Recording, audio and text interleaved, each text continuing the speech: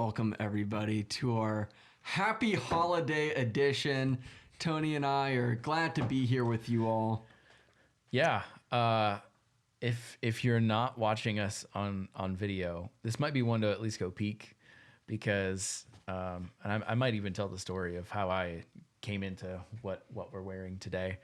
I showed up at Nick's house tonight and he opens the door like this in these onesie awesome flannel pajamas. And I was like, oh, it's that kind of day. And he's like, yep, probably just going to rock the podcast like this. I was like, well, that's going to be fun. He's like, oh yeah, there's a gift in there for you. I'm sitting right here for those who are watching. And I ignored it while we ate dinner and it probably killed you on the inside while you were waiting, huh? The agony of not knowing if this is going to be like the dumbest thing to ever give as a gift.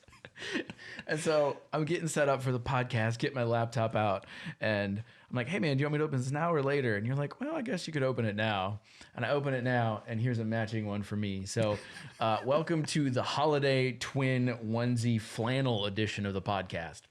Break out your flannel onesies and come join us because we are in for a ride tonight. Tony, before we get into it too far, I just want to take a moment and make one correction off of last week's podcast. Yeah, because I called the CEO of Twitter, John Dorsey, and just kept fucking marching forward with that. It wasn't last week. It was 2 weeks ago. 2 weeks ago. Apologies there. I'm already fucking up. And I knew that didn't sound right. It's Jack Dorsey. Social media episode. Yes. Okay. On social media. Yep. Apologies, Jack. I love your intention of apology. I'm not sure he's going to hear it, but the intention is pretty cool. Going back to Nick's comment about cozying up into something cozy, whether that be, you match us and hop in your flannel onesie or maybe a comfy blanket or whatever makes you happy, because we're going into probably some dark places with this episode. It's probably not going to be a lighthearted. We'll try, but I don't know how it's gonna go. Yeah, the humor can be taken well, or it can not be well received. It's just gonna be hard to even have humor. I think that's a better way to frame it up. Yeah, and that's because we're talking about Epstein. Yep. And just all the shit going on around what is Epstein and Ghislane and the whole ordeal that's been going on for years and years. And I don't know, there's just a lot to unpack here. And I think that this conversation can go down the path of conspiracies. I don't want to try to be like the news and talk about like, here are the facts, because one, I just don't think that we have all the facts. Yeah, I'd agree. And two, there are way better podcasts that do that than ours. Yeah. So. Yeah. So just kind of reminding everybody what we are and what we do. This is an exploration thing, talking about hard shit that nobody wants to talk about. So we're probably not going to get all this right, but I hope you enjoy the next hour or so exploring this crazy fucking topic with us. Yeah. So Tony, who's Jeffrey Epstein? He's a dude. He had like white, silvery gray hair, and apparently he didn't kill himself. Just let that sink in for a second. Apparently he didn't kill himself, but his death was a suicide, right? Allegedly. Yeah, just one day. I take that back. Officially. Oh, yeah, there you go. I like that. Yeah, so just a little bit of background here. I think most people probably know who Jeffrey Epstein is, or at least have dipped their pinky toe in the water and maybe their toenail got a little bit wet and they're like, yeah, I'm just pulling that pinky toe right the fuck out. Understandable. It's, totally respectable. But this guy was like a financial manager for a lot of the world's elite. And there have been multiple different traces trying to figure out where he got his money. He's got like just tens or hundreds of millions of dollars and just didn't really do anything except apparently sell underage prostitutes to the wealthy elites. Yeah.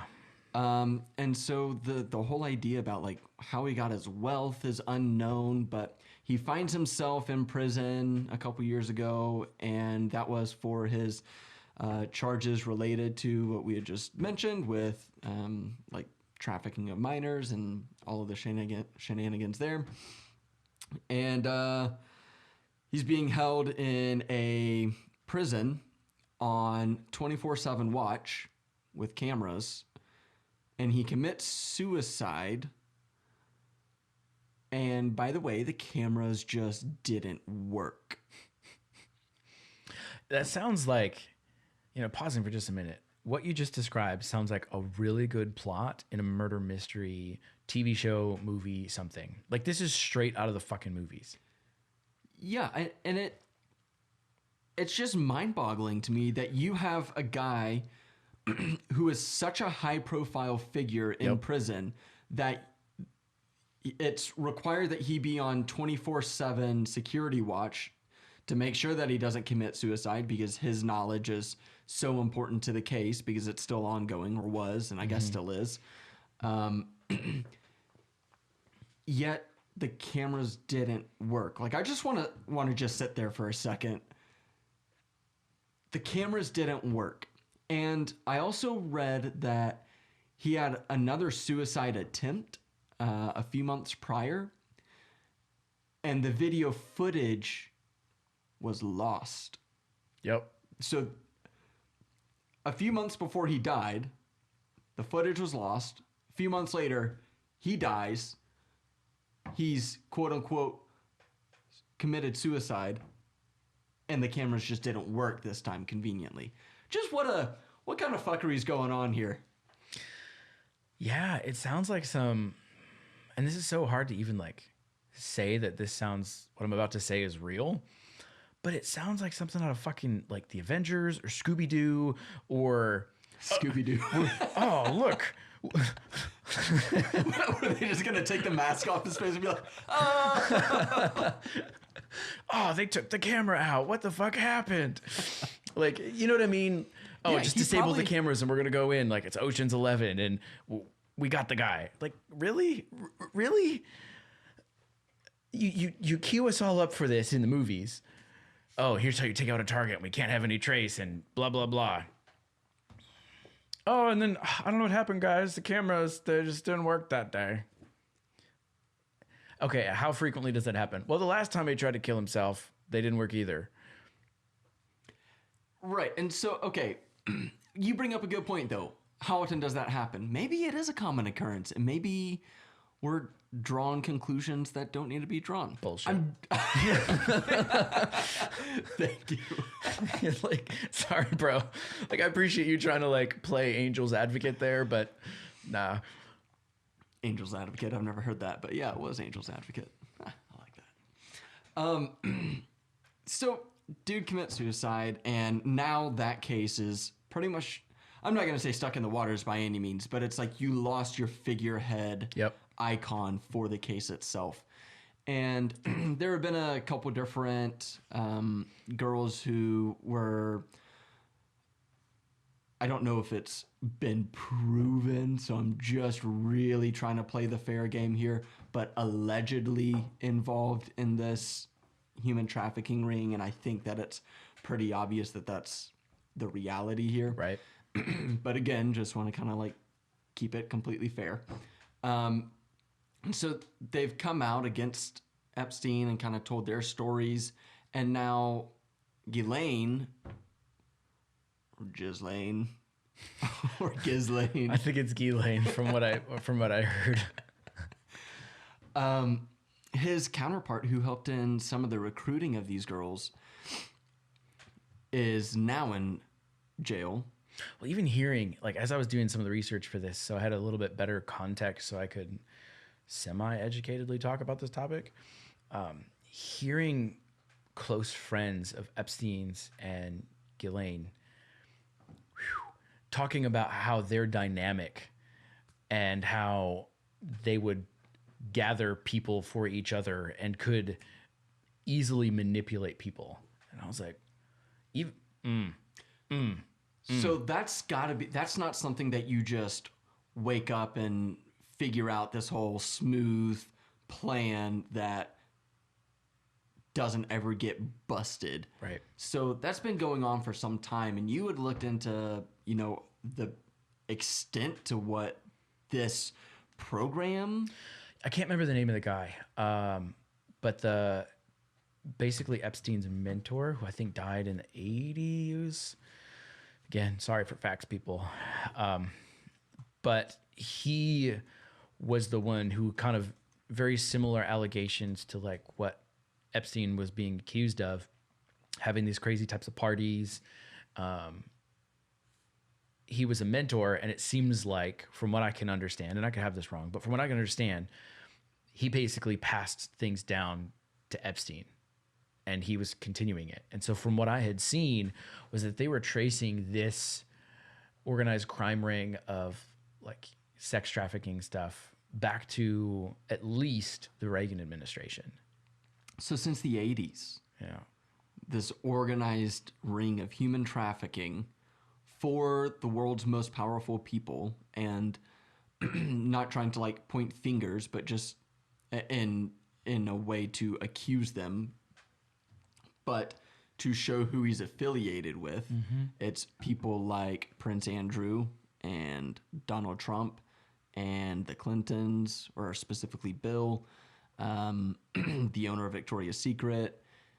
A lot of high profile people were in this connection with Epstein. And I know that just because you're hanging out with somebody doesn't make you guilty. So like I said, it's not like trying to point fingers at all of them.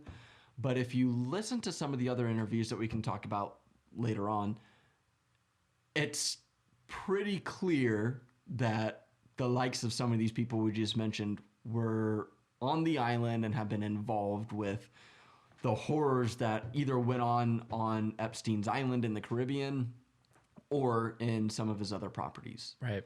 So if this guy, let's just cue this up, if he's known for sex trafficking and all this craziness, and it's on, you know, let's say just the island, right? Just for story's sake right now. And you go to that island 26 times,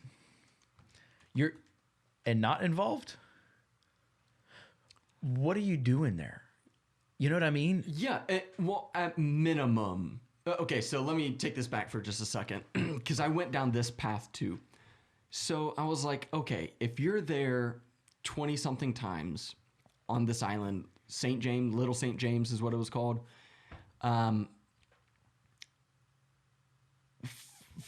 My first thought is you're probably involved in the shenanigans going on there, but maybe you're just there to party. Like if my friend hit me up and was like, dude, I got this private island. You want to come smash a few beers and hang out on the beach? I'd be like, fuck yeah. Fly me out in your private jet, dude.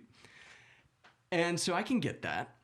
I can understand going to an island and not being involved in some of the stuff. But when you think about who Epstein was connected to and how long he ran this organized trafficking ring,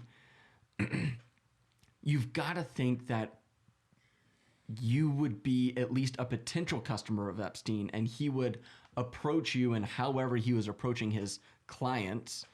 Well, think about this. There's 1,000 fucking islands. Sure. Right? And how many islands had what he was offering? And so, what do you mean? As far as like the prostitution and the Gotcha. whatever shenanigans he had going on, I can go to any island. If I'm going for an island and to party, I can do that on literally any fucking island. Especially when you're a multimillionaire like all of these Exactly. people are. So, putting that into context, well, sure, maybe you add the exclusivity of it or whatever, but all that to me just smells like bullshit. So I guess where I'm going with that is that at minimum, I expect that anybody who was on that island more than 3 or 4 times at least knew, If not of participated. the organized deal going on there. Yep. And so in my opinion, I think you're just as guilty as anybody else. Yeah, if whether you know and participated you're or not doing anything about it, you're just as guilty. How could you not say something? I don't know. I'll tell you how.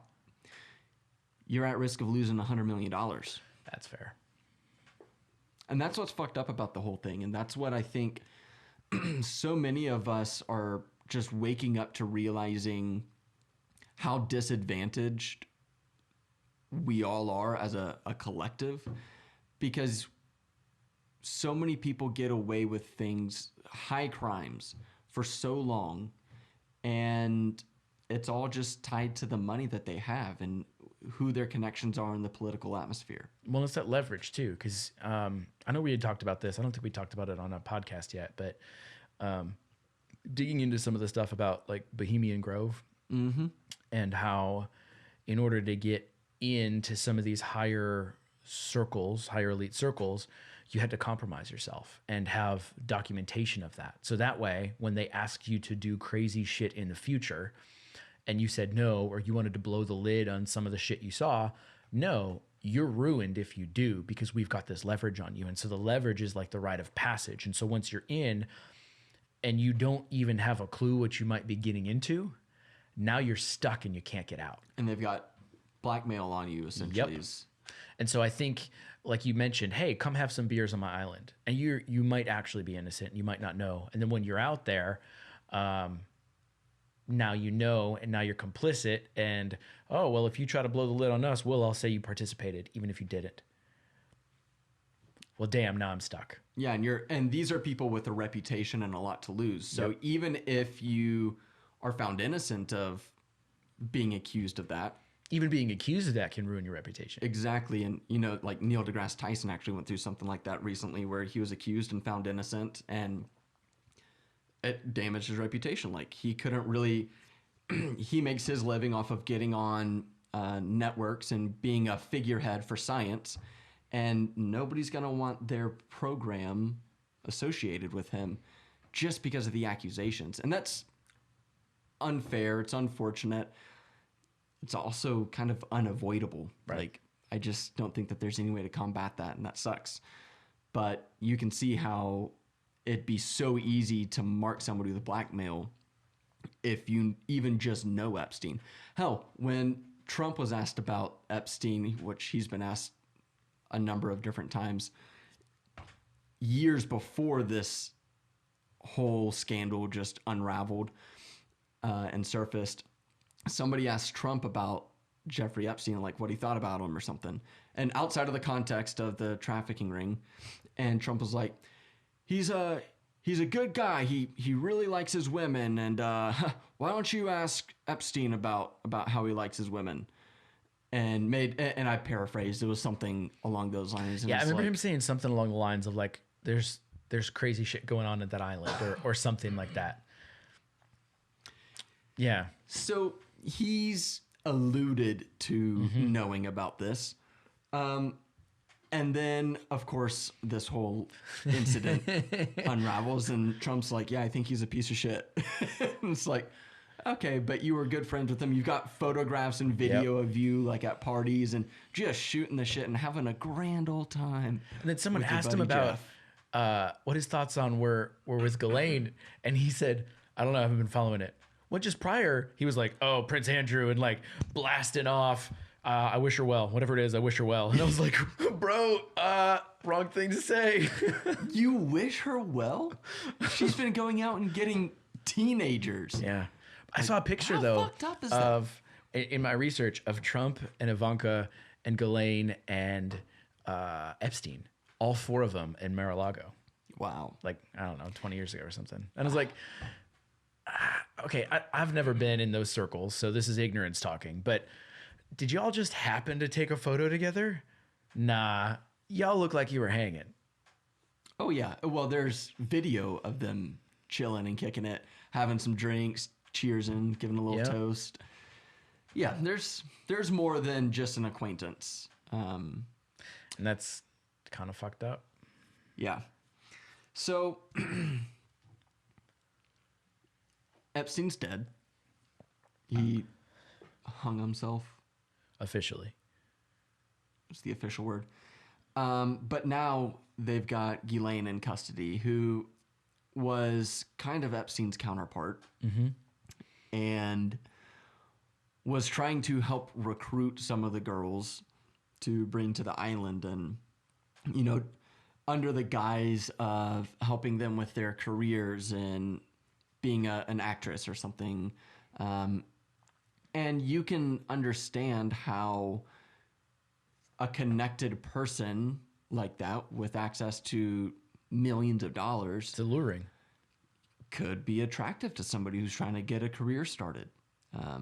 And the really sad thing about this whole ordeal, as if it wasn't just sad enough on the surface as a blanket statement, but what really strikes me is that these are people who are young and eager to really take their life into their hands and pursue something that they think is going to be great for their lives. Yep. And if we just take the actress example, like, you know how people have dreams, especially when they're young and the world is their oyster, if you will.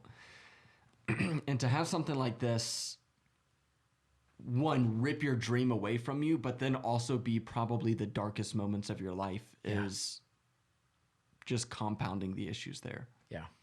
Yeah. And people who manipulate like that are really good at it. And unless you have been manipulated before or been around manipulation before, it's really fucking hard to see, especially when they're doing it at that masterful level and they've done it hundreds or thousands of times. So they've been able to tweak their techniques. They're really good at their craft. And, you know, they come in and they swoop in real quick and they know right when to cut off questions or redirect and misdirect. And no, just come on. And probably pre-game the people to go, nope, you don't have people who are going to see what this is to tell you different. So you're an easy target. Got you. And all the while thinking, like you said, my dreams are actually coming true. I've made a big break. So it makes it hard. Like when people, like even just me, like looking at this story and talking about it with you right now, well, shit, I don't want to dream because someone might steal it. You know, and I don't think that's what we take away from this, but it's just, no, just be careful with your dream and protect it because there's people out there trying to take that shit. Or, yeah, take advantage of it. Yeah, and I think that's just really sad because if I were in that situation, I think I would be pretty fucking crushed. Sure. And if that's not an understatement of the year, I don't know what is. Yeah. Crushed. Devastated might be a better word. Yeah. But still not enough. But so Ghislane's in jail. I don't know if you saw this, but she tried to offer $30 million for bail. Yep, for bail. They were like, yeah, bitch, I don't think so. You're staying right here. Yeah, and like, well, I need to be home with my ex-husband or my husband for Christmas. And then stuff surfacing going, you were about to divorce him before you got arrested. Like, yeah, but jail's made me love him again. Is that what she said? No, I'm just okay. Convenient. Yes. Like nobody wants to be in jail. Of course you're going to say and do whatever you want. But look at what happened to the last person. Well, hold on. I'm sorry. How entitled do you have to be to think that Christmas is the excuse to get you out of jail for sex trafficking minors? Yeah. Meanwhile, I just read that a guy who had $20 of marijuana just got expunged of his life sentence. And it's like, dude went to jail for life for having a piece of dried plant. And fortunately, he just got cleared. But on the other hand, Elaine is so separated from the everyday normal life that she thought it was even appropriate to mention that she wanted to open some fucking presents and get out of jail. I have nothing to say to that, man. Like, who are these people? I don't know. It's mind-boggling. I'm sorry, Tony. I cut you off, so I don't remember, but that was great. That was a great. Sorry, you just threw me into a spot where I was like, "That's so fucked up." So lighten the mood just a little bit because I I think we need to bring us back up for a minute because we're going to some places. Yeah, if you haven't put on your onesie, go put on your onesie. That too. I feel like the deeper back we look, the more, if we're willing to look and see, I think the more we'll understand that versions of this reality that we're looking at and talking about have been how the world has existed for a very long time. The exciting thing for me is that regardless of whatever happens with this case, is that regardless of what the elite decide to do about their shit being uncovered, the normal people like you and me, Nick, and everyone who's listening, I assume everyone who's listening, we see it for what it is and say that's fucked up. And we're actually willing to look at it and talk about it. And I've not been through all of history, but it's my assumption that we have not been here before on a big scale like this, where so many people are talking about this and going, yeah, not only is that wrong, but what are we going to do to make sure that that doesn't get swept under the rug? And so to me, that's exciting. And looking at, real big change like this takes a long time to happen. And the fact that we're at a spot saying enough is enough doesn't mean it's all going to change tomorrow. There's probably tons of shit still going on with different people or different levels of rings, and typically in organized crime, when you take out something, you create a vacuum and something else fills it. So knowing all the reality of all of that, but also knowing that we're as a collective going, nah, no more. And you see, it's not just like a US thing, like it's a global thing. Because I saw just last week, Brunel, one of Epstein's like right-hand people got grabbed as he was getting on a plane. And so they're like in France. Yeah. He was trying to head to Africa, Côte d'Ivory. Yeah. Devil. But they're grabbing more people. Right after that happened, Prince Andrew's seen like leaving the castle and like. Oh, did that happen recently? Yeah. I'm like, I thought he got kicked out. Maybe that happened too. I think the royal family was like, you can just fuck right off, mate. Regardless, like it's good news that there's a big enough movement behind this saying no more. The scary thing on the other side of that coin is that, hey, you know what? Maybe we need to be a little bit more careful and hide this shit a little bit better, which is the sad thing because now it's going to be harder to find, whatever. But I feel like the line's been drawn in the sand, which is a good thing for what it is. Yeah, I agree. I think this case got a lot of publicity and for a very obviously good reason. But to your point, it seems too often major cases, not necessarily criminal cases, but just like huge incidents that don't look good for the people who have the most control over news outlets and media, get kind of lost in the noise of all the other stuff going on. Like, Yep. and you hear some of that. I can't remember the exact, circumstance here, but when the United States had assassinated the top general for Iran earlier this year, Salamali or something like yeah, that. Suleimani, Suleiman. So I don't know. the top general for Iran. Let's go with that. I think you're right with Soleimani.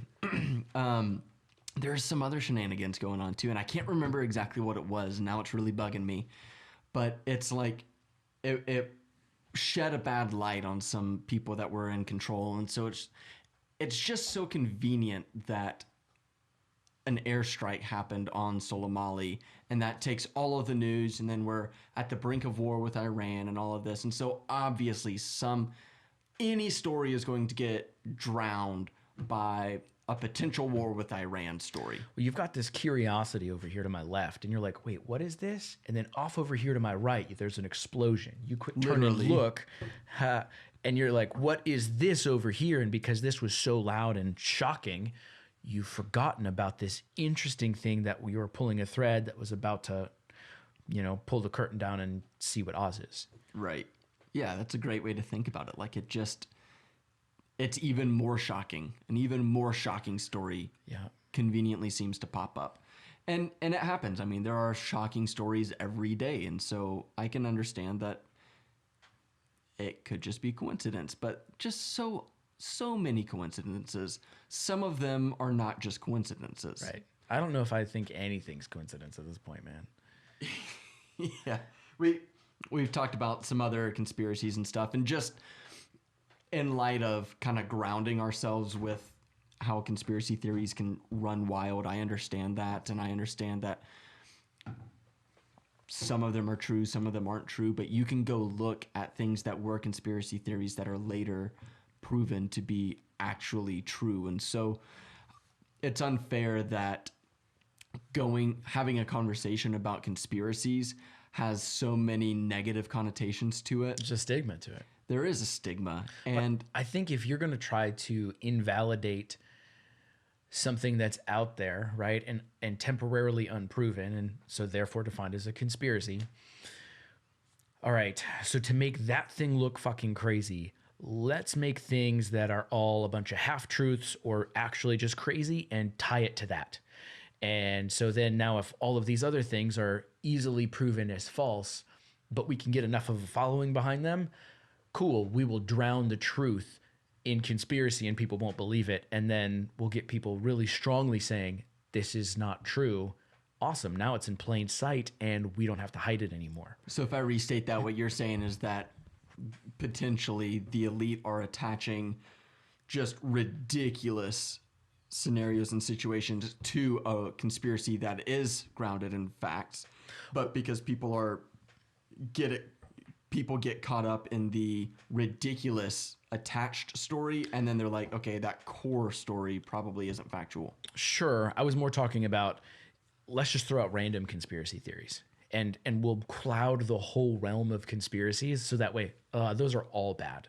Because I've seen so many as I try to pull and, oh, this one's fake. This one's fake. Okay, they're all fake. Well, can I try? Sure. Go ahead. So you're talking about how the media seems to have really honed in on this story, and the public is like, we're not letting you get away with this one. Right. My mind immediately went to something that I had read where even though Bill Clinton was seen with Epstein, traveled on his jets as documented in the jet logs, been to the island over a dozen times, if I recall. 17 or 27 times, something like that. 17 is what I thought it was. I was hesitant to give a number. A lot. He was past that 3 or 4 threshold that we talked about earlier. Like, okay. I understand that... I did not ride on that plane. yeah. Right on, Chief. Right on. I understand that the media is going to really drive this one home and really want to see justice here.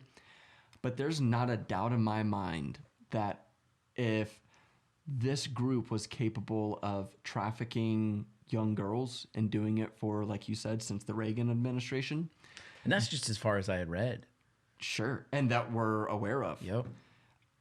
There's not a doubt in my mind that they wouldn't take another step to protect themselves and any other witnesses that haven't popped up yet, kidnapped or killed, or whatever they need to do to make sure that their names stay intact. And again, this is a conspiracy theory. Like, I'm going to label that thought as that so I don't spread this thing like crazy. But no, it makes sense, though. Yeah, why?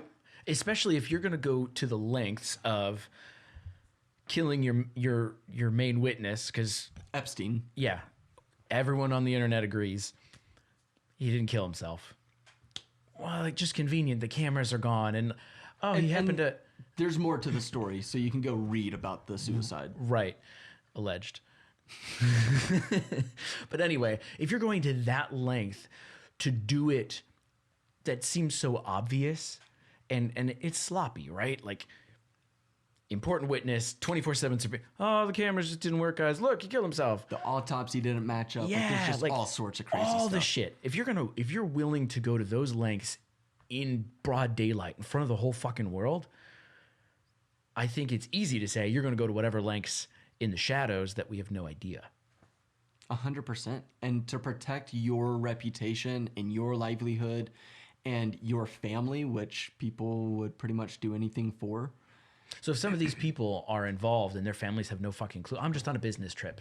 Oh, actually, just kidding. I was out on Epstein's Island all weekend. Right. And they have no idea that mom, dad, whoever was out there. No, my kids can never find out. That'll crush me. That'll crush them. That'll crush everything. I will do whatever it takes because now I'm compromised and now I'm threatened and I'm now going to do whatever. It's the same thing we see played out in all the movies. Oh, where's the cop who's struggling financially and in some bad spot? Cool. Hey, here's 50 grand. Well, and think about maybe not even the cop. I mean, if you're Bill Clinton, you know a guy who is in the CIA or in the FBI or whatever fucking government agency you want to say.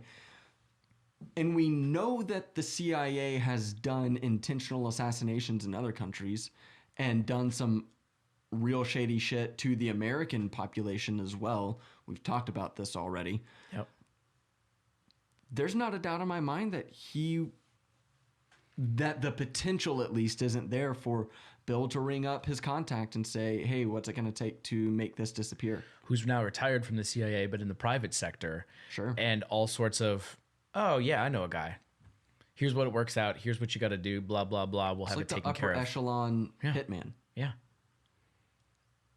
And now no more witnesses. Nobody else can come forward. And because of the nature of it being a human sex trafficking ring, there's no way for us to know who the potential witnesses were. So like if you're person A on the island and you were kidnapped there, you're just missing from another country, let's just say France, and you're just a missing person at that point. And you're going to show up dead somewhere or not ever show up dead somewhere. And that's just the end of your story. Well, and if you're doing things at this level, and if I can think about it, who's not even tried to do anything, I wouldn't try to do anything. I can't imagine doing anything like that. But even for me, it's not that hard to think, all right, well, if we're going to be consistently capturing these people and then, using them to completion, like whatever their still usefulness is, and then we're going to get rid of them. They're going to have a consistent way of like, all right, how do we dispose of these bodies in a way that is untraceable? So this is something that I actually didn't read about, and I didn't search for it, and I didn't come up with anything, but I didn't read anything that was talking about how they would like kill the... Well, we're talking about killing victims, and not finding people. So I'm just saying, hey... Oh, I know you're going there. Okay. I guess what I'm getting at is we know that there are surviving victims, and it seems that everybody survived and that like murder wasn't really part of this. Did you read anything about that by chance? Like, I don't think I did, but wouldn't you kind of think that they would want to try to protect themselves because, or maybe they're just so confident and so pompous and arrogant that, well, I'm Jeffrey Epstein, and if somebody says that I've been doing this, we'll make it disappear because I've got lawyers that will take care of that. Yeah, and I think it's also... or hush money or whatever. That's probably it. It's probably... Think about just if we take out all the morality out of this for a minute, it's just a business transaction. So I'm making fuck tons more than what I'm paying to shut you up. So it's easier. I don't have to worry about killing anybody, putting it... here, we'll just shut you up with a little bit of this. You're traumatized, and these are the powerful. Who the fuck do you even tell? Yeah. Okay, I guess I'll just take my money and try to figure out how to keep going on about my life. If you're that person, if you're in one of those girls' shoes, what would you do? Would you take the money? I don't know. Yeah. I mean, think about trying to imagine some of these experiences that they have to go through, and then if they get released and here's X amount of money and don't tell anyone, just go, I'm out. I don't care. I'm now leaving the cage and I'm cool. I'm gone. I'm done. Yep. If I don't ever have to come back here, I will keep my mouth shut and whatever. It's that fear and those, I just need to get away from this. I don't care if I don't tell anybody. And I understand it. I do too. I can't put myself in those shoes of course not. And try to experience it. But I've heard similar situations with like rape victims or people who have been kidnapped, and there are just tons of true crime TV shows that'll talk about things like that. And so often the victims just get away and they never tell anybody because I don't even want to speculate on the reasons why, but it's if you think so about it many different biologically, reasons. right? I think I'm never going to make it out of this situation. This is the darkest hole I've ever been in, and I can't imagine a way out. And then I get away, I don't care, I'm out. Like that's almost your reward. Yeah. Is like, I got away. Which and is I'm relieved fucked and up. grateful. Yeah. That's so fucked up that that's the reward you get, or the perceived reward you have for going through some of these horrendous fucking things.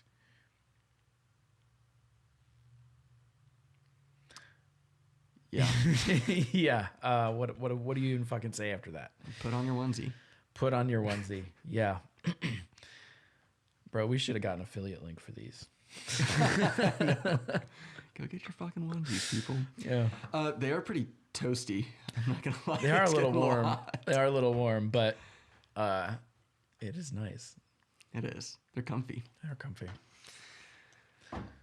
Did you listen to the Prince Andrew interview? I did not.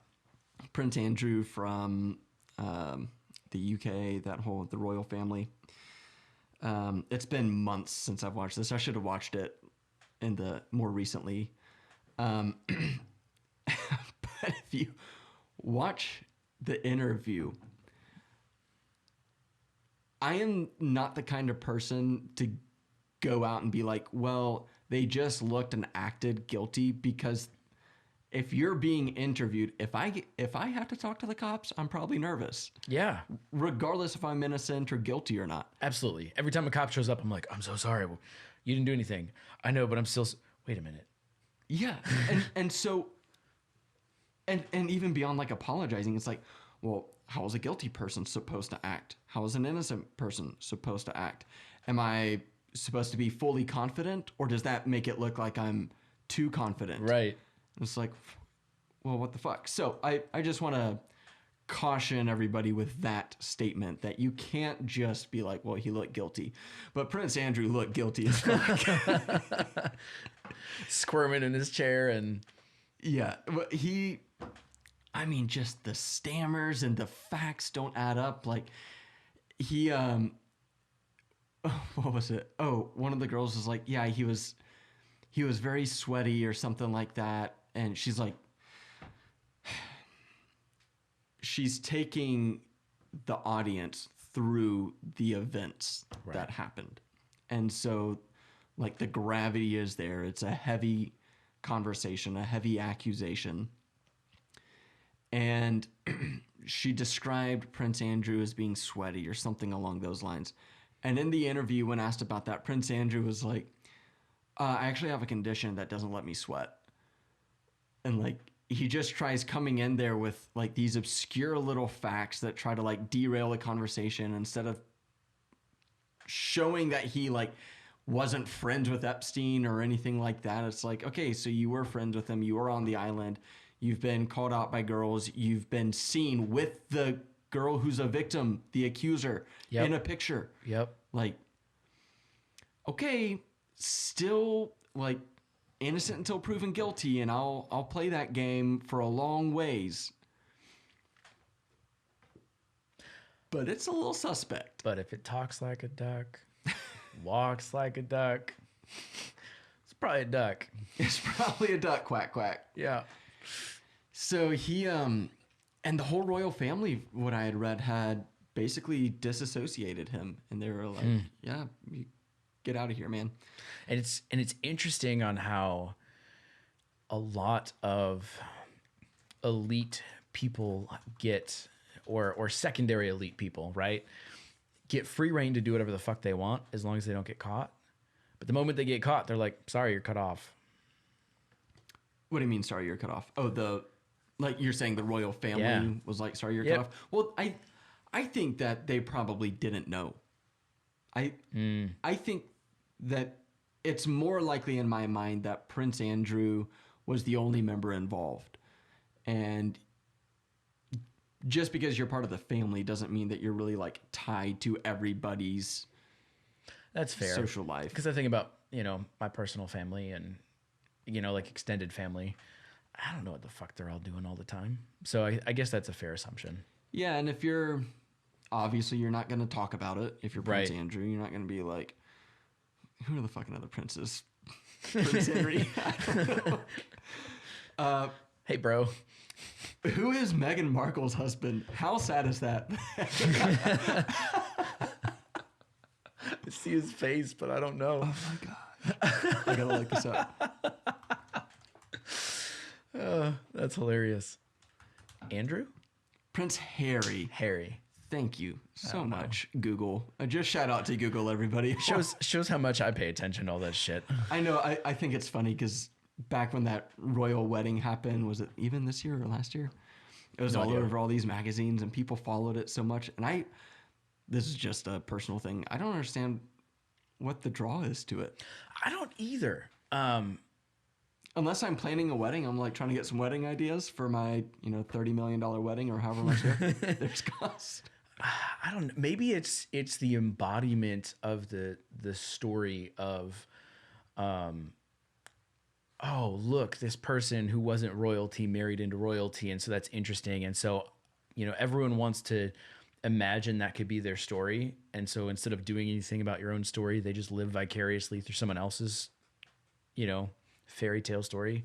I think that's probably what it is it wasn't something that was actually on TV. It wasn't scripted. It wasn't, this is actually really happening. Oh my God. And it wasn't just this arranged thing and it's, oh, she's marrying into royalty. And I think that's probably the allure. And people probably just projected themselves into that or wanted to. That makes sense. And I mean, like, it's got to be kind of a magical moment, I think, and probably part of history.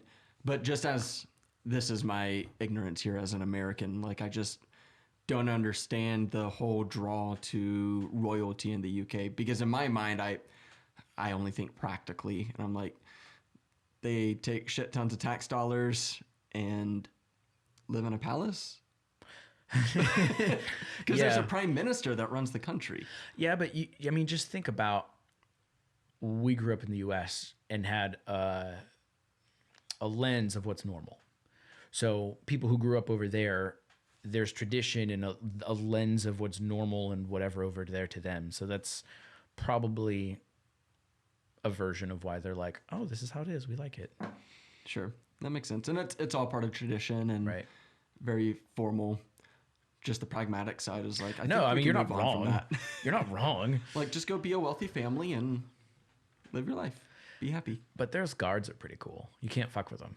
Yeah. Is that Buckingham Palace that those guards are at? I think so. I wouldn't want that job. Especially when you're known for not being fucked with and people are like up in your face and... Yeah, I mean, how do you not snap? How do you not just give a little backhand every once in a while? I don't know. And I think the people that do that, I think funny as hell, but also wildly disrespectful. Yes, agreed. I think that they do respond like if you touch them. Yeah, but I think beyond that, like you can, oh my God, that's still fucked up. Don't mess with them. Respect it. Yeah, it's cool. Coming back, is there anything else we need to talk about Epstein? Because we kind of went off on a rail there. Well, so the Prince Andrew thing still was interesting. In his interview, he had said that he didn't regret his relationship with Epstein, which is just a fuck up from the very beginning. Like, could you imagine? I don't care if you're best friends with the guy, but if it comes out and he's been running this sex trafficking ring and you're like, that's not who he was. He's not a bad person. I know that's an opinion, but it's the wrong opinion. True. And I think even those things might be okay to express as an opinion. But what you said of, I don't regret my relationship with him. Oof. Man. Like, I'm pretty fucking loyal, right? And so if I found out tomorrow that Nick was running a sex trafficking ring, I'd be like, didn't see that one coming. I thought he was a good dude, but I'm not gonna. I'm not gonna defend those actions. I mean, I don't expect that's what you do, but. Well, other than that, he was a good dude, but no, he was pretty fucked up because he ran a sex trafficking ring. Yeah, because that's some fucked up shit. yeah, no matter how you skin that one, that's fucked up. Absolutely. There's no perspective around that says that that's okay.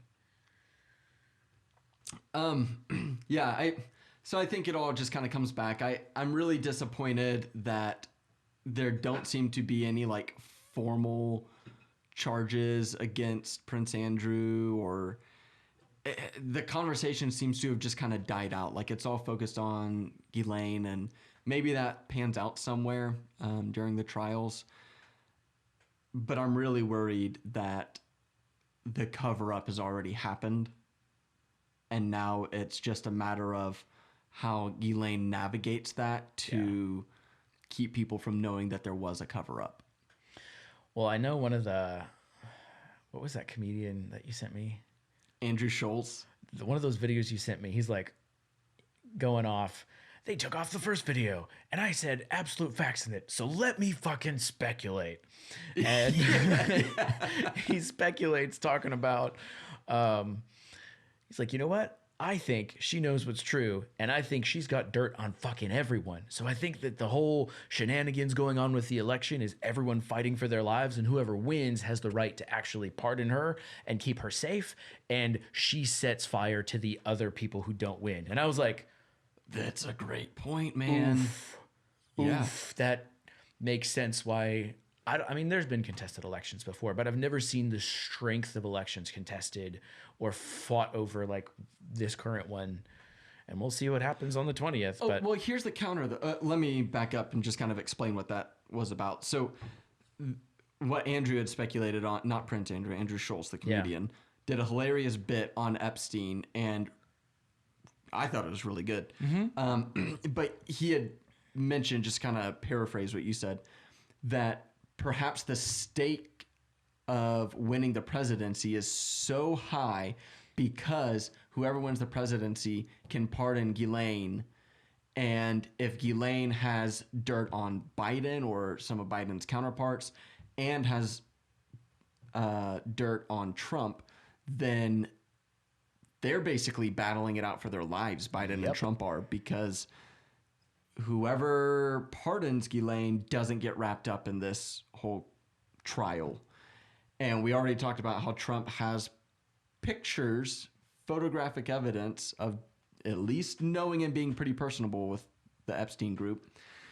And so, yeah, I agree. I think that makes perfect sense. But here's the other part. As current president, Trump could still pardon Ghislane. So why not do it now? That's fair. And for anybody that might be thinking, well, she hasn't been formally tried yet, or, the jury hasn't had a ruling. She hasn't been convicted. So, well, maybe you can't pardon until then.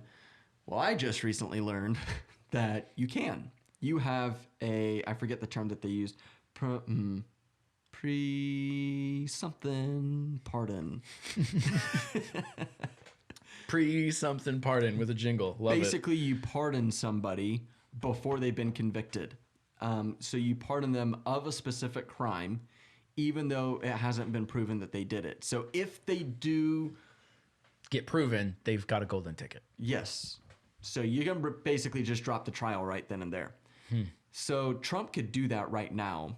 And maybe he does. We've still got a couple weeks before he can, that he can still do all of that. And I think historically, presidential pardons tend to be pushed to the back of the presidency. So it's like at the end of their term. That makes sense. They make all their pardons. So maybe he does. And if he does, that's just a hell of a telltale sign. Yeah, I can't. It's just interesting on how all of that shit works, and how at a low level, at a high level, all right, if you make a deal and say these things, we'll let you off so we can get everyone else. Like, but you're still complicit. You're still guilty. That's not right either. Like, and I get it. If you're trying to look at the bigger picture and take out the whole operation instead of just one person, but still, like, there's got to be a way where justice can be equally served. Yeah. And I think that's what everybody's just holding out for is like, we know that there's some shenanigans going on here. And like, again, I want to play the other side of the argument. Of course, let's do it. Well, I don't have one. Like, I don't think you can. Like, it's just, it feels so obvious. But there have been other times where, like, if you follow the Innocence Project, for example, things seem really obvious, and later on down the road, other evidence comes up and exonerates somebody who was convicted of murder and put on death row. And so, like, again, it's easy to jump to conclusions. This one, I think, is pretty obvious. Yeah. But I don't even know what you say. Like, because I want to say, like, you just got to let the facts play out. But we know that we're not going to get the facts because of the players that are involved. Yeah, this is a hard one. I think I'll just bring us back to that. The good news is that I feel like as a global community, everyone says, oh, I see this one. You can try to hide it. You can try to put whatever type of frosting on it that you want, and I'm going to still see that shit show. And now I know it exists, and no matter what you do, it's out there, and we see. And now we're looking for more. And I think that's the good thing that we take away. Because I think that's all we can take away from it. Yeah, right now. And it's still a current ongoing trial. And so I think at the end of all of this, if there is a foreseeable end in the near future, I think we can circle back around and like, okay, so how did all of this actually pan out and unfold? Or a defined end, if there is a defined end. Yeah. You know, one other thing that I had seen was, this just connects Trump again. I'm just trying to spill some beans. Here we go. The girl, I don't know how you say her last name, Jeffrey or something like that. Jeffrey. Yeah, I know what you're talking about. I'm sorry. If anyone's who's read, you know the Ufffre. Yep. She apparently had been working on Mar-a-Lago, Trump's property, and that's when Ghislane had approached her when she was working there. And I don't have anywhere to go with that other than just dropping that in there right here at the end. And Nick's like, wait. Throw this match. But again, I think it'd be interesting if Trump pardoned Ghislane. Yeah, I'll be honest, man. But you can't. I don't want, if what we're alluding to is true, or what seems to be true is true, I don't want her to get a pardon. No, I don't want her to get a pardon at all. But it would just be interesting to see. I know what you're saying. Yes, yeah. But yeah. It would be really sad to see. Yeah. We'll see how it plays out. Yeah, dude. 2020 has been a fucking year, and there's still more shit, and it's not all resolved and taken care of, and everyone's been like, 2021, guys, it ain't done yet. Yep. Just hold out. We got Jupiter and Saturn lining up in a couple days, and hopefully that's not any sign of the apocalypse. Doom. The Mayans were just 8 years off, guys. It's all going to... Nah, we're good. So before we wrap, thanks for diving into this heavy fucking topic with us. That was, I don't know. We've been through some hard stuff, but I think this has probably been the most disgusting one. It's been the hardest to stomach. Yeah. And I feel like we did an okay job at it, but... I don't know. You guys let us know in the comments below. Yeah. Come back next week. We'll promise to do something a little lighter. And happy holidays. Hope everybody gets all the fantastic gifts they want. And if not, there's always next year. See you next week.